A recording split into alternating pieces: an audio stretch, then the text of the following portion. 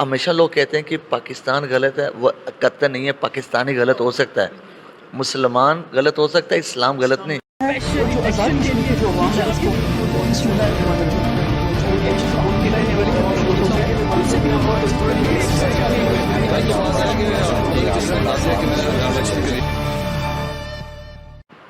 بسم اللہ الرحمن الرحیم۔ آپ دیکھ رہے ہیں لاجواب حسنین عدنان چودھری کے ساتھ۔ ناظرین، بچپن سے ہم سنتے آ رہے ہیں کہ جو بچے ہوتے ہیں ان کی دعاؤں میں بہت اثر ہوتا ہے، اور اس کی جو اگزامپل ہے وہ آج کے ہمارے مہمان ہیں، جیتی جاتی اگزامپل ہے۔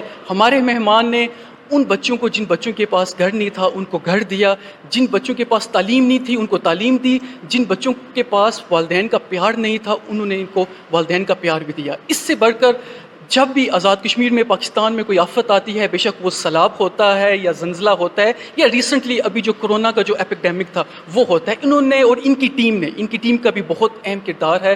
انہوں نے اور ان کی ٹیم نے بڑھ چڑھ کر حصہ لیا اور ہر طرح سے لوگوں کو ریلیف دینے کی کوشش کی ہے، اور ابھی ریسنٹلی حکومت پاکستان نے ان کو تمغہ امتیاز سے بھی نوازا ہے، اور جو آزاد کشمیر کی جو عوام ہے اس کے لیے بہت خوشی کی بات ہے۔ ہمارے مہمان چودھری اختر صاحب اس وقت ہمارے ساتھ موجود ہیں، ان کے ساتھ تھوڑی سی ہم بات کرنے کی کوشش کرتے ہیں۔ ان کا جو سفر تھا، کیونکہ میں ان کو بہت عرصے سے جانتا ہوں، اس سفر کے اوپر ان سے بات کریں گے اور ان سے جاننے کی کوشش کریں گے کہ یہ سفر کیسا تھا۔ السلام علیکم۔ وعلیکم السلام۔ کیسے ہیں آپ؟ ٹھیک ہیں؟ الحمدللہ آپ کی دعاؤں سے بالکل خیریت سے۔ اچھا چودھری صاحب، سب سے پہلے تو ہماری طرف سے، لاجواب نیوز کی پوری ٹیم کی طرف سے، آزاد کشمیر، پاکستان، پوری دنیا کے آپ کے چاہنے والے بہن بھائی سب کی طرف سے آپ کو یہ جو تمغہ امتیاز ملا ہے اس پر بہت بہت مبارکباد۔ بسم اللہ الرحمن الرحیم۔ سب سے پہلے لاجواب ٹیم کو اور اس کے بعد تمام میرے بہن بھائی پوری دنیا کو، ہمارے رضاکاروں کو، ہمارے ٹیم کو، ہمارے ڈونرز کو، ان کو بھی مبارک ہو۔ اچھا، جزاک اللہ۔ اچھا چودھری صاحب، ہمیں پتہ ہے کہ ہر انسان کی زندگی میں ایک ایسا ٹرننگ پوائنٹ آتا ہے جہاں سے اس کی لائف یا تو وہ پازیٹیولی بہت اچھی ہو جاتی ہے یا وہ نیگیٹیولی اس طرف لگ جاتا ہے۔ مجھے بتائیں کہ آپ کی لائف میں وہ ایسا کون سا پوائنٹ تھا جب آپ نے سوچا کہ مجھے جو ہے کچھ نہ کچھ اب کرنا ہے، میں نے اپنی لائف میں بہت کچھ کر لیا ہے لیکن اب دوسروں کے لیے کچھ نہ کچھ میں نے کرنا ہے۔ ہر انسان کی لائف میں ایک ٹرننگ پوائنٹ آتا ہے، آپ کی لائف کا ٹرننگ پوائنٹ کیا تھا؟ 16 اکتوبر 2005، باغ کی پہاڑیاں، غالباً صبح 11 بجے کا ٹائم تھا، وہ میری ٹرننگ پوائنٹ تھی۔ جب میں سامان تقسیم کر رہا تھا زلزلہ زدگان کے لیے، اس نظریے سے یو کے سے آیا تھا کہ چند دن کے لیے جاؤں گا، زندگی میں پہلی بار کوئی فلائی کام کروں گا، اپنا حصہ ڈال کر واپس چلے جائیں گے، اور یتیم بچے کچھ میری نظر میں آئے اور وہاں ان کو دیکھ کر رہا نہیں گیا، اور یہ دل میں کھیا کہ کچھ نہ کچھ ان کے لیے کرنا ہے۔ بس وہاں سے ٹرننگ پوائنٹ میرا ہوا تھا۔ اچھا، جب آپ نے یہ فیل کیا کہ آپ کی نظر سے کچھ، اگر آپ نے دیکھا ہے تو آپ کے ساتھ اور بھی لوگ ہوں گے، انہوں نے بھی تو وہ چیز دیکھی ہوگی لیکن شاید وہ اس طرح سے وہ چیز کو پک نہیں کر پائے، تو آپ نے کس طرح سے وہ چیز پک کر لی؟ کیونکہ آپ اکیلے تو نہیں تھے جب آپ ریلیف کا کام کر رہے تھے، آپ کے ساتھ اور بھی دوست ہوں گے یا اور بھی بہت سارے لوگ وہاں پہ موجود ہوں گے، ان کے سامنے سے بھی وہ بچے گزرے ہوں گے لازماً، تو انہوں نے وہ چیز کیوں نہیں دیکھی اور آپ کے دماغ میں، آپ کی آنکھوں نے وہ چیز کیسے پک کر لی؟ آپ کے دل میں اس وقت کیا چل رہا تھا؟ میں سمجھتا ہوں کہ اس وقت خدا نے ایک ایسے فرشتے وہاں نازل کیے ہوتے شاید کہ میری زندگی میں یہ خوشحالی آنی تھی، اور اس وقت خدا نے مجھ پہ ایک مہربانی کی کہ میرے اندر وہ رحم ڈالا، وہ بچے میری نظر میں آئے، اور وہاں سے ایک جذبہ جاگا، اور یہ کرم میرے خدا کا ہے۔ میں سمجھتا ہوں میں بہت خوش نصیب انسان ہوں کہ خدا نے مجھے یہ ذمہ داری سونپی، اور 15 سال سے الحمدللہ ہم یہ ذمہ داری اللہ سبحانہ تعالیٰ کی بدولت سے بڑے نیک نیتی سے اور بڑے جذبے سے ہم جاری اور ساری رکھے ہوئے ہیں۔ میں تمام وہ لوگ وہاں جو میرے ساتھ کھڑے ہوئے تھے ان میں سے سب سے خوش نصیب انسان میں تھا۔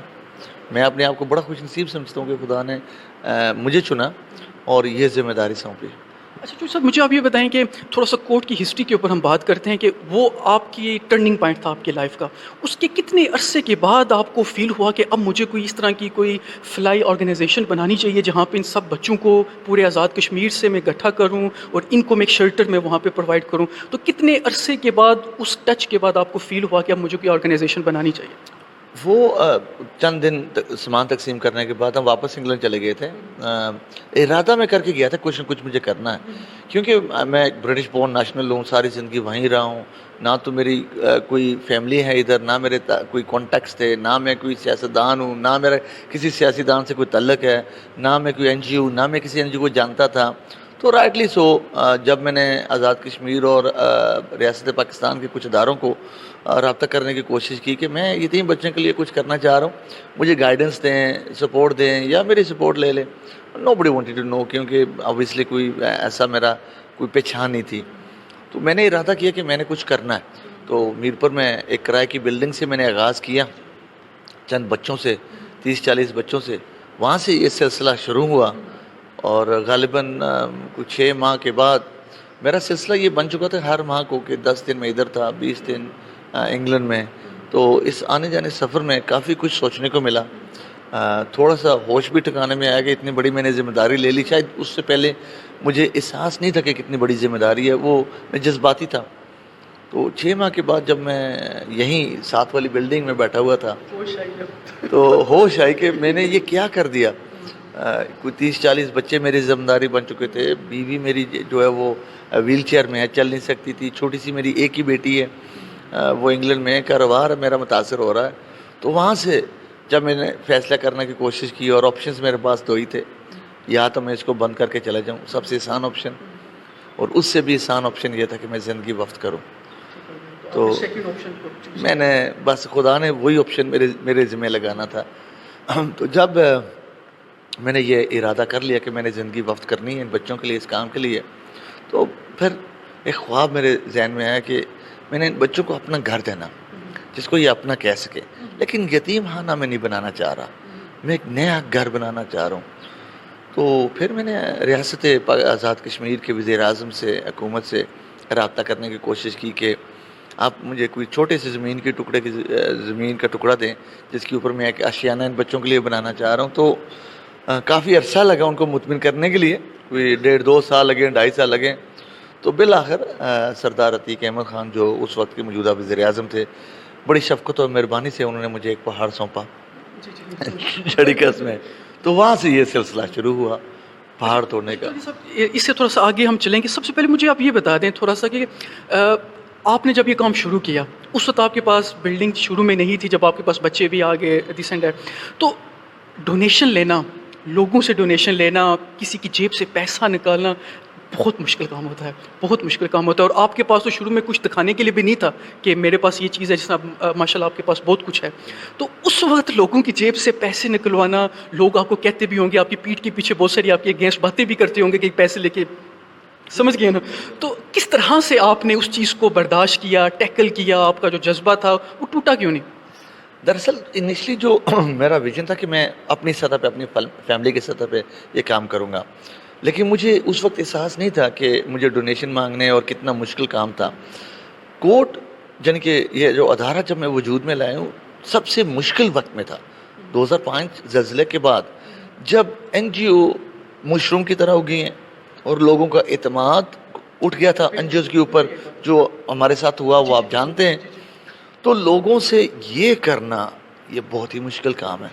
اس کے لیے آپ کو اپنی انا مارنی پڑتی ہے، بہت سی باتیں سننی پڑتی ہیں. اور آپ نے درست فرمایا کہ لوگ غلط نہیں ہیں، لوگ غلط نہیں ہیں. جب لوگ یہ سوال کرتے ہیں ان کے ذہن میں جاتا ہے کہ پتہ نہیں یہ اپنے کرائے پہ لگا رہا ہے، اپنے DA پہ لگائے گا، پتہ نہیں عیش و آرام کوٹھیاں بنائے گا. لوگ غلط نہیں ہیں، کیونکہ پہلے ایسا ہوتا رہا ہے.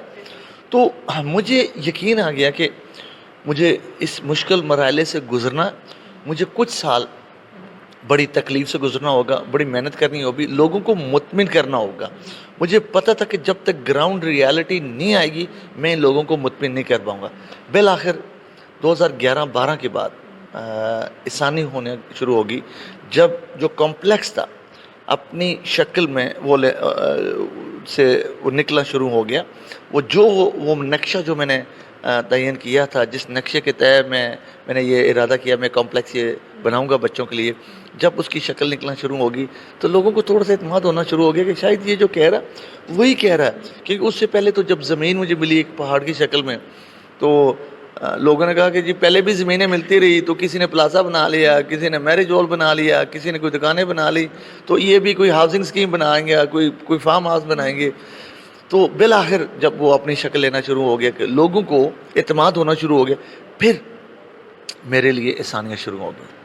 پھر لوگوں نے، میں خاص طور اوورسیز جو ہمارے ڈونرز ہیں، میں ان کو خراج تسلیم پیش کرتا ہوں کہ انہوں نے سب سے پہلے مجھ پہ اعتماد کیا کہ ہمارے وہ جو لوگ ہیں نا وہ جلدی ٹرسٹ کر جاتے ہیں، مار بھی وہی لوگ زیادہ کھاتے ہیں شروع سے، لیکن اس بار انہوں نے مار نہیں کھائی الحمدللہ۔ میں نے ان کے اعتماد کو ٹھیس نہیں پہنچائی، میں نے جو وعدہ کیا تھا اس حسب وعدے کے معمول میں نے آج تک ڈیلیور کیا اور امانت میں خیانت نہیں کی، اور جو کہا اسی کی طرح پہ میں نے کام کیا۔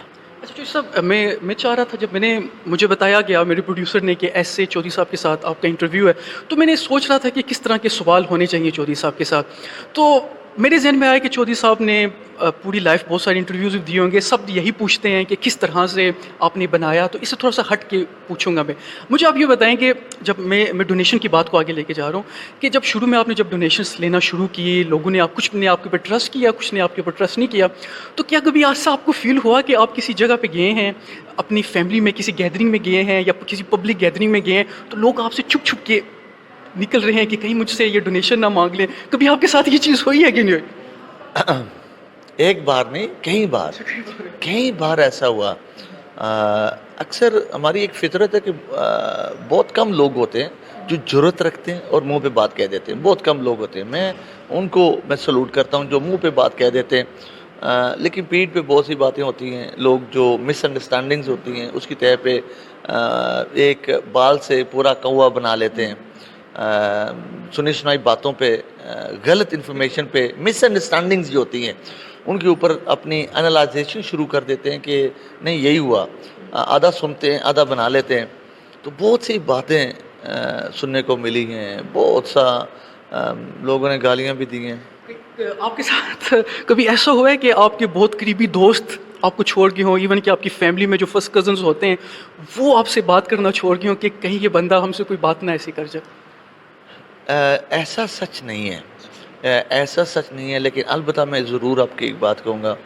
جب میں نے اس سفر میں نکلنا شروع کیا تو مجھے پتا تھا کہ ایک چیز میں نے کرنی ہے، ایک روایت میں نے ختم کرنی ہے کہ یہ این جی او جب میں نے شروع کی کہ میں اپنی خاندان کی وراثت نہیں بنانا چاہ رہا تھا، میں نے شروع سے اپنے خاندان کو اس سفر میں اپنے ساتھ نہیں لیا۔ مثلا ڈونیشنز تو دیتے رہے لیکن کہیں میں نے ٹرسٹیز نہیں بنائے، اپنی فیملی کا کوئی، میرا خاندان کا کوئی ٹرسٹیز نہیں ہے، نہ میری گورننگ باڈی کا کوئی ممبر ہے، نہ میرا سٹاف کا کوئی ممبر ہے۔ یہ میں نے روایت توڑی ہے تاکہ ایسا نہ ہو کہ آگے جا کر لوگ اپنا احساسہ بنانا شروع کر دیں، سمجھنا شروع کر دیں۔ تو شروع سے میں نے اپنے خاندان کو اپنے ساتھ کبھی بھی، جو بھی میرے ساتھ اس 15 سال سے اس سفر میں میرے ساتھ چلا وہ آپ کو گواہی دے گا کہ میں نے اختر کے ساتھ کوئی بھی اس کے رشتہ دار کبھی نہیں دیکھا چلتے ہوئے۔ پیچھے تو میرے رشتہ دار ہیں، فیملی ہے، بہت بڑا الحمدللہ میرا خاندان ہے، سپورٹ بھی کرتے ہیں، شروع سے کرتے ہیں، ڈونیشنز بھی دیتے ہیں، لیکن میں نے اپنے ساتھ نہیں رکھا۔ اچھا چودھری صاحب، مجھے یہ بتائیں کہ اب آپ لیڈر ہیں، ایک ٹیم کو آپ چلا رہے ہیں، اب آپ کی ایک پوری ٹیم ہے، اور یہ جو آپ کو جو حکومت کی طرف سے یہ جو نوازا گیا ہے، یہ آپ اکیلے کی کاوش نہیں ہے، آپ کی پوری ٹیم ہے اس کے پیچھے جو 15 سال سے آپ کے ساتھ کام کر رہی ہے، اور مجھے پتا ہے کہ بہت سارے لوگ آپ کے ساتھ آئے بھی ہیں اس ٹیم میں، بہت سارے آپ کو چھوڑ کے بھی گئے ہیں۔ مجھے بتائیں کہ ایک ٹیم کو اتنے اچھے طریقے سے بنانا، 15 سال سے ان کو چلانا ساتھ، یہ کتنا مشکل ہوتا ہے؟ ایک میں مینجمنٹ کے پرسپیکٹو سے آپ سے پوچھ رہا ہوں کہ آپ نے کس طرح سے یہ مینیج کیا ہے، اور آپ کی ٹیم کی کیا بات ہے، کس طرح سے آپ ان کو مینیج کرتے ہیں؟ جب تک میری نیت ٹھیک ہے اور میرا ارادہ ٹھیک ہے تب تک مجھے اچھے لوگ ملتے رہیں گے۔ یہ میری بہادری نہیں ہے، اللہ سبحانہ تعالیٰ مجھے اچھے لوگ سونپتا گیا اور وہ اچھے لوگ ایک کارواں بنتی گئی اور ہم آگے نکلتے گئے، اور جو لوگ ہمیں ملتے گئے جن کے ذہن میں کوئی فتول تھا یا ذہن غلط تھا یا ان کا کوئی ارادہ کچھ اور تھا، مقصد کچھ اور تھا، مقاصد کچھ اور تھا، اللہ سبحانہ تعالیٰ نے انہوں نے ان کا راستہ ہم سے الگ کر دیا۔ مجھے خوشی اور فخر ہے کہ ہماری جو ٹیم ہے، آیا وہ یہاں ہو یا انگلینڈ میں ہو، بے لوث اور بڑے ڈیووشن کے ساتھ ہم کام کرتے ہیں، چاہے وہ ہماری ایڈمنسٹریشن کی ٹیم ہو، چاہے ہمارے وہ رضاکار ہوں جن کو ہم مسکٹیز کہتے ہیں، چاہے ہماری گورننگ باڈی ہو، چاہے ہمارے ٹرسٹیز ہوں۔ وہ دن رات وہ گھڑی کو نہیں دیکھتے، وہ ٹائم نہیں دیکھتے، اور میں نہیں سمجھتا کہ ہم کسی بھی ہمارے جو مینجمنٹ میں لوگ ہیں ہم ان کو تنہائی دیتے ہیں، ہم تو بالکل نہ ہونے کے برابر تنہائی دیتے ہیں۔ وہ ان لوگوں نے شاید اپنی زندگی مجھے وقف کر دی ہے، وہ والنٹیئرز کی طور پر کام کر رہے ہیں اس نیک نیت ارادے کے ساتھ کہ اللہ سبحانہ تعالیٰ اگر ہم اللہ کی رضا کے لیے کریں تو اللہ سبحانہ تعالیٰ کبھی ہمیں مایوس نہیں کرے گا۔ یہ ہوتا ہے ایمان، جب انسان کا پختہ ہونا پھر انسان کو اللہ تعالیٰ نوازتا ہے۔ یہ کبھی میں نے سوچا نہیں تھا کہ میری زندگی میں کوٹ کا کمپلیکس پائی تکمیل تک پہنچے گا. ارادہ کیا, ڈیزائن کیا, پہاڑ توڑنا شروع کیا, لیکن اللہ سبحانہ تعالیٰ نے ہر چیز ہماری نظروں میں ڈالی. ہمیں خدا نے عزت دی, ہمیں خدا نے کامیابی دی, ہمیں خدا نے اس مقام پر کھڑا کیا کہ ایک وقت ہم مانگتے تھے, اب یہ ادارہ دے رہا ہے. اللہ کا لاکھ لاکھ شکر ہے کہ اس ادارے کو خدا نے اب اس طرح مضبوط کر دیا کہ اب ہم دینے کے قابل ہو گئے ہیں. اور مجھے خوشی ہے کہ ہمارا جو پسا ہوا طبقہ ہے, چاہے وہ غریب مستحق ہو, چاہے وہ یتیم ہو, چاہے وہ بیوائیں ہوں, چاہے وہ کووڈ ہو, چاہے وہ زلزلہ ہو, سیلاب ہو, کوئی بھی ایسی قدرتی آفت آتی ہے, سب سے پہلے کوٹ وہاں پہنچتا ہے. کیونکہ یہ اس لیے کہ ایک تو خدا کی مہربانی ہے, دوسرا جب بھی ہم کوئی پروجیکٹ لانچ کرتے ہیں ہمارے ڈونرز کا اتنا ہم پہ اعتماد ہے, ہم کال کرتے ہیں وہ لبیک کہتے ہیں. پروجیکٹ لانچ کرتے ہیں اور جب وہ پروجیکٹ مکمل ہوتا ہے فوراً ہم روک دیتے ہیں. ہم نہیں کہتے کہ مزید فنڈنگ آنے دے. یہ ہے اعتماد. جیسے ابھی حال ہی میں زلزلہ آیا, ریلیف کا جو ذمہ ہم نے خود لیا, الحمدللہ ہمارے رضاکاروں نے دن رات لگا کر لوگوں کے ساتھ تعاون کیا. پھر ہم نے 150 گھر جو بنانے کا ارادہ کیا. 150 گھروں سے اب الحمدللہ تقریباً 120 گھر بن چکے ہیں. 120 گھر بن چکے ہیں, وہ لوگوں کو سونپ چکے ہیں, اور باقی کے آنے والے دنوں میں انشاءاللہ پائے تکمیل تک پہنچیں گے. میں تو اللہ کا لاکھ لاکھ شکر کرتا ہوں کہ اللہ سبحانہ تعالیٰ نے ہمیں غریب لوگوں کا ایک کوٹ کو ایک مسیحا بنایا. اچھا چودھری صاحب, جو آپ کے جو ڈونرز ہیں, جو آپ کو ڈونیشنز دیتے ہیں, ان کے ذہن میں بھی شاید یہ ایک سوال ہوگا جو میں آپ سے پوچھنے جا رہا ہوں کہ ہمیں پتہ ہے کہ آپ بچوں کو شیلٹر دیتے ہیں, آپ ان کو بہت اچھے طریقے سے یہاں پہ رکھتے ہیں, ان کی ایجوکیشن کے اوپر آپ کام کرتے ہیں, ان کو آپ یہاں پہ اچھی ایجوکیشن بھی دے رہے ہیں. وہ آپ کی باتیں بالکل زبردست ہیں, بہت اچھی ہیں. لیکن میں آپ سے یہ جاننا چاہتا ہوں کہ جب بچوں کی ایجوکیشن یہاں سے کمپلیٹ ہو جاتی ہے تو ان کے فیوچر کے لیے آپ ان کو کس طرح سے آپ ان کی مدد کرتے ہیں, ان کا جو فیوچر ہے وہ سکیور آپ کس طرح سے کرواتے ہیں, ان کی جابس کے حوالے سے آپ بچوں کو کیا کرتے ہیں؟ تو یہ آپ کا پلان کیا ہے تاکہ جو ہمارے جو ڈونرز ہیں, جو آپ کو جو ڈونیشنز دیتے ہیں, ان کو بھی پتا ہو کہ جب یہاں سے کوئی بچہ جب اپنی ایجوکیشن کمپلیٹ کر کے جائے گا تو وہ کس طرح سے اپنے آپ کو معاشرے میں لے کے جائے گا, اپنی جاب کو کس طرح سے وہ سیکھ کرے گا, اور اپنے آپ کو ایک اچھا مزید شہری کس طرح سے بنائے گا, یہ تھوڑا سا بتا دیں. شروع سے میں نے یہ ارادہ کیا تھا, اس ارادے پہ آج تک میں اٹل ہوں. میں ان بچوں کو 16 یا 17 سال تک بڑا نہیں کر رہا. ان کو جو تو تعلیم پہ جانا چاہ رہے ہیں وہ رخ کرنا چاہ رہے ہیں, ان کو اس حد تک تعلیم دیتے ہیں جہاں تک ممکن ہو. ہمارے بچے تو یہاں بی ایڈ, ماسٹرز, ایم فی ایل, فارمیسی, میڈیکل کر کر یہاں پروفیشنل فیلڈ میں چلے گئے. ہمارے بچے ماشاءاللہ ایف اے اے میں ہیں, سول ایویشن میں ہیں, ایون اوورسیز میں ابو دھابی یو اے میں کام کریں, دبئی میں کام کریں, ٹیچرز لگے ہیں. جہاں تک ان کی شادیوں کا ہے کہ ابھی 2 ہفتے پہلے ہماری ایک بیٹی اور ایک بیٹا جو دونوں بھائی سبلنگ تھے مظفر آباد میں, اپنی تمیل شمشیر کو جانتے ہیں, اس کی شادی ہوئی, اس کی بہن کی شادی ٹھیک ہو گیا, تو ان کی شادی ہوئی. پھر میں ایک مثال دینا چاہوں گا آپ کو. شروع سے میرے ذہن میں ایک بات آئی کہ جتنا احساس ان بچوں کو اس ادارے کا ہوگا کسی کو نہیں ہوگا. تو یہ ادارہ یہ بچے ہی چلائیں گے. میں ایک مثال دینا چاہوں گا. ایک بچہ ہے جو 2 بھائی تھے, ایک تو ابھی بھی اس نے قرآن حفظ کیا, کوٹ میں ہے. ایک بچے نے اس نے بی ایڈ کر کے اس نے کہا کہ والدہ حیات تھی, اس نے کہا میں اب ماں کی خدمت کرنا چاہ رہا ہوں. میں نے بیٹا ٹھیک ہے. اس نے اسلام آباد میں کام شروع کر دیا. کام کرتے کرتے کوئی 1.5 سال کے بعد اس کو اوورسیز دبئی میں ایک اچھی نوکری مل گئی. تو ٹکٹ کا پیسے چاہیے تھے, وہ بھی میں نے دیے. میں نے کہا جائیں بیٹا. چلا گیا. 3.5 سال وہاں اس نے ملازمت کی.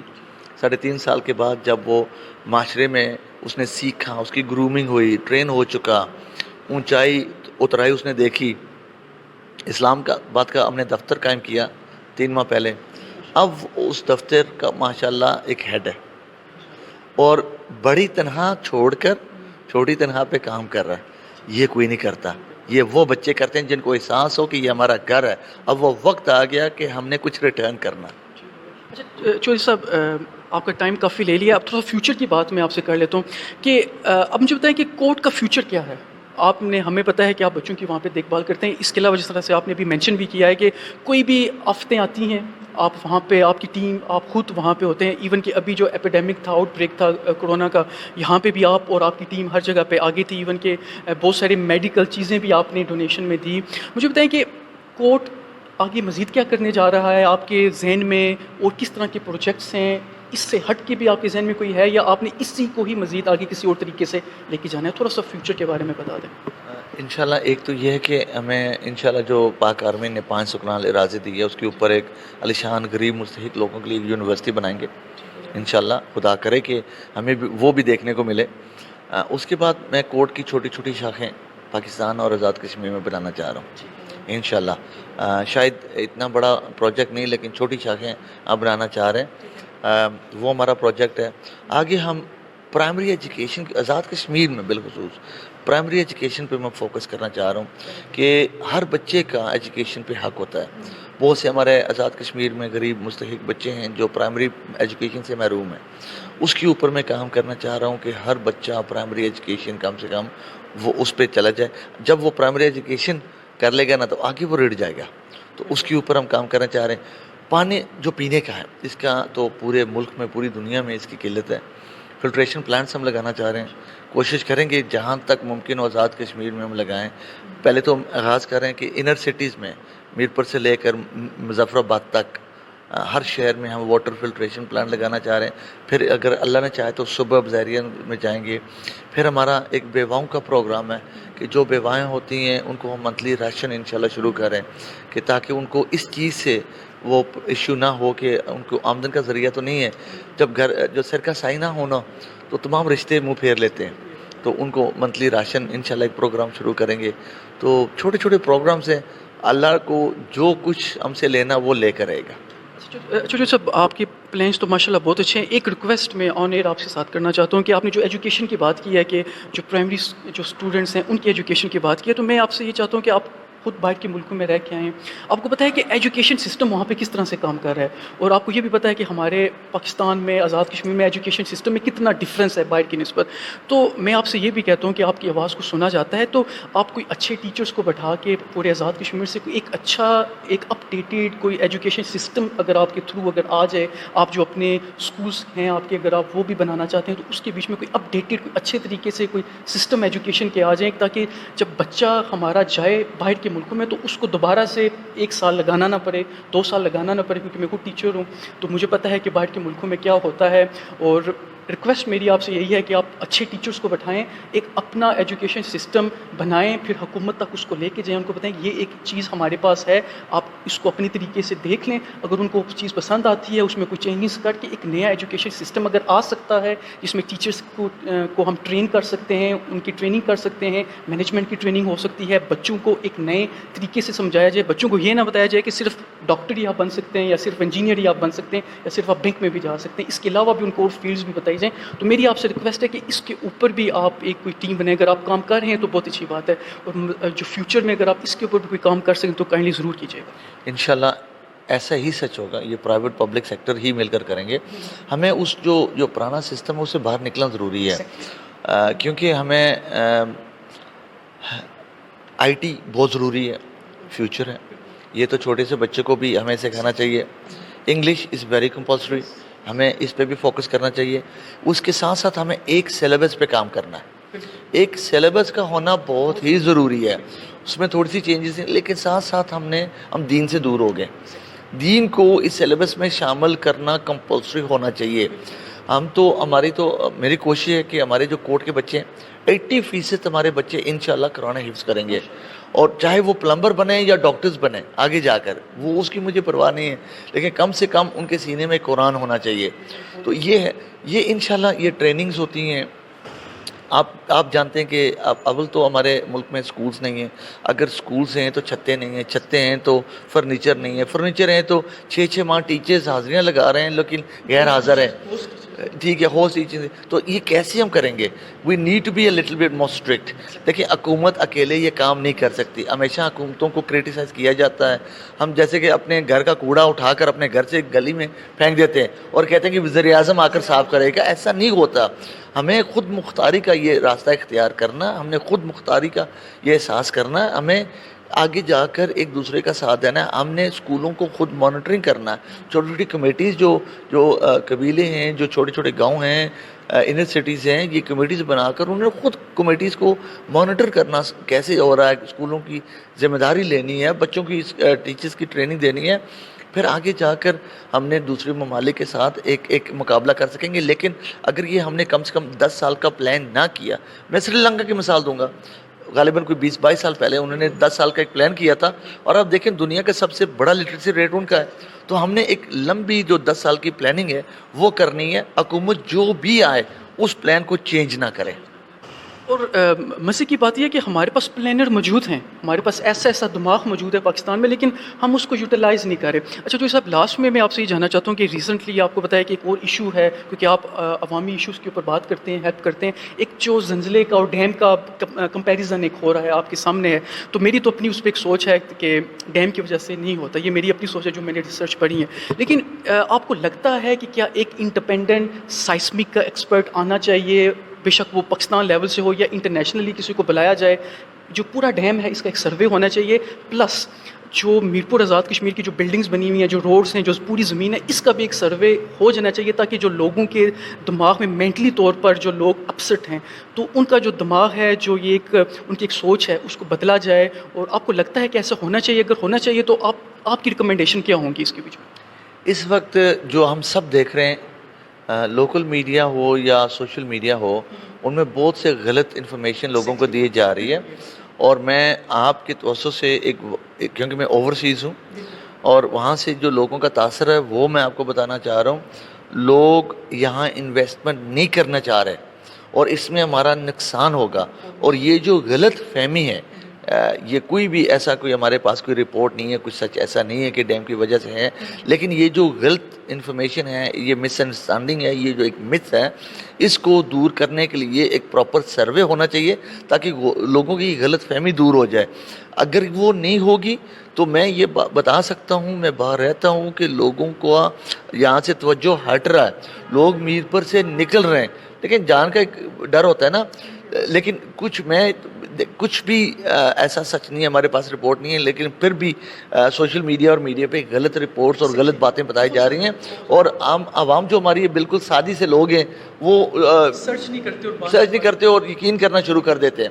لیکن اس کے اوپر ایک پوری مکمل ایک رپورٹ ہونی چاہیے جہاں کلیئر کٹ ہو جائے کہ اگر ہے تب بھی، نہیں ہے تب بھی، تو یہ کلیئر ہو جائے، تب جا کر ہم خوشحالی کا یہ راستہ اختیار کریں گے. اوورسیز لوگ انویسٹمنٹ کرنا بند کر رہے ہیں یہاں پہ، اور یہ بہت بڑا، کیونکہ آپ کو پتا ہے کہ یہ جو ہمارا ڈویژن ہے یہ اوورسیز کی وجہ سے سرخرو ہوا ہے، اور ابھی تک چاہے کوئی مانے یا نہ مانے، ٹھیک ہے نا. تو الحمدللہ میں یہ بھی فخر کرتا ہوں کہ اوورسیز ماشاءاللہ تعاون کرتے رہیں گے، لیکن رپورٹ ہونی چاہیے، سروے ہونا چاہیے اس کا، انڈیپینڈنٹ سروے ہونا چاہیے. الحمدللہ. اچھا چوہدری صاحب، لاسٹ میں 15 سال سے جو آپ کی ہیلپ کر رہے ہیں، ہر راستے میں انہوں نے آپ کی ہیلپ کی ہے، اور کچھ لوگوں نے آپ کے راستے میں، وہ پنجابی میں کہتے ہیں، روڑے بھی اڑکائے ہوں گے. 15 سال کا آپ کا سفر تھا، اس سفر میں جو لوگ آپ کے ساتھ آئے ہیں پورے سفر میں، ان کے لیے کوئی بات آپ کہنا چاہتے ہیں لاسٹ میں؟ اپنے جو لوگ جو آپ کی مدد کرتے ہیں ان کے لیے کوئی بات کہنا چاہتے ہیں؟ آپ کے جو پوری دنیا میں جو آپ کو لوگ سنتے ہیں ان سے کوئی بات کہنا چاہتے ہیں تو آپ کہہ سکتے ہیں. میں تو سب سے پہلے یہ تمام کامیابی اور صحرا ہمارے ڈونرز کو جاتا ہے جنہوں نے ہم پہ اعتماد کیا. ہر کسی کو آپ سیٹسفائی نہیں کر پاتے، دنیا کو نہیں بدل سکتے. لوگ اچھی باتیں بھی کرتے ہیں اور بری باتیں بھی کرتے ہیں، لوگ غلط باتیں بھی کرتے ہیں اور سچی باتیں بھی کرتے ہیں. میں ان کو خراج تسلیم پیش کرتا ہوں جو منہ پہ آ کر باتیں کرتے ہیں بلا ثبوت. اگر کوئی بات کسی کے اوپر، لیکن لوگوں نے تو خدا کو معاف نہیں کیا، نعوذ باللہ ہمارے آقا صلی اللہ علیہ وسلم کو معاف نہیں کیا، تو ہم کیا ہیں؟ ہم تو کچھ نہیں ہیں. آج تک ہم نے امانت میں خیانت نہیں کی، آج تک ہم نے کوئی غلطی نہیں کی. انجانے سے اگر کوئی غلطی ہو تو خدا معاف کرے، لیکن پھر بھی میں کہتا ہوں، ہر کسی کو کہتا ہوں، کوٹ میرا نہیں ہے، کوٹ آپ سب کا. کوٹ کو اون کریں، آئیں دیکھیں کیا ہم جو کر رہے ہیں وہ صحیح کریں، کیا اس میں امپرومنٹ کی گنجائش ہے. اگر ہے تو ہمیں بتائیں، اس کو امپروو کریں. اگر آپ اس کو آن کریں تو آپ کو یہ کرنا چاہیے.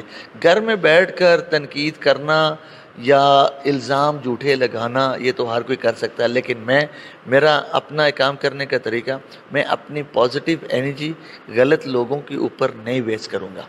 میں اپنی انرجی پازیٹیو لوگوں کے اوپر ویسٹ کروں گا.